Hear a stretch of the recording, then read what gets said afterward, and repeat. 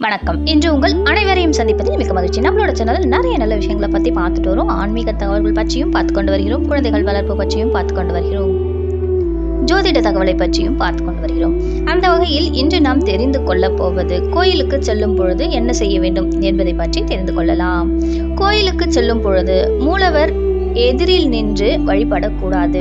சுவாமிக்கு எதிரே நிற்பவர்கள் எதிரி என்கிறார் காஞ்சி பெரியவர். சுவாமியின் வலம் இடம் புறம் நின்றே வழிபட வேண்டும். அப்பொழுது அவரது கடைக்கண் பார்வை நம்மீது விழும்.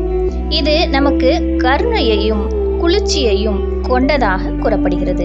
அம்பிகையின் கடைக்கண் பார்வை நமக்கு கல்வியை தரும். ஆயுள், உடல் நலம், செல்வம், தாராள மனம், தெய்வீக வடிவம், நல்ல நண்பர்கள் என பல நன்மைகளை உண்டாக்கக்கூடியதாக இருக்கிறது. கோயிலுக்கு செல்லும் பொழுது மூலவர் எதிரில் நின்று வழிபடக்கூடாது. அதாவது சாமிக்கு எதிரே நின்று வழிபடுபவர்கள் எதிரி என்கிறார் நம் காஞ்சி பெரியவர். அதே போல் பெண்கள் எப்பொழுதும் நெற்றியில் திலகம் வைக்க வேண்டும். எப்பொழுதும் புருவத்திற்கு இடையில் நெற்றியில் குங்குமம் வைப்பது நன்மை பயக்கும் என்று கூறப்படுகிறது. திருமணமான பெண்கள் எப்பொழுதும் நெற்றியில் குங்குமம் இட வேண்டும் என்று கூறப்பட்டு வருகிறது.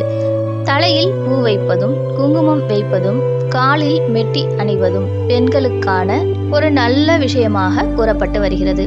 அது மட்டுமல்லாமல் காலில் கொலுசு அணிவதும் முக்கியமானதாக கூறப்பட்டு வருகிறது. பெண்கள் எப்படி இருக்க வேண்டும் என்பதை பற்றியும், கோயிலுக்கு செல்லும் பொழுது எப்படி இருக்க வேண்டும் என்பதை பற்றியும் தெரிந்து கொண்டோம். நாளை வேறொரு பதிவில் சந்திக்கலாம். நன்றி, வணக்கம்.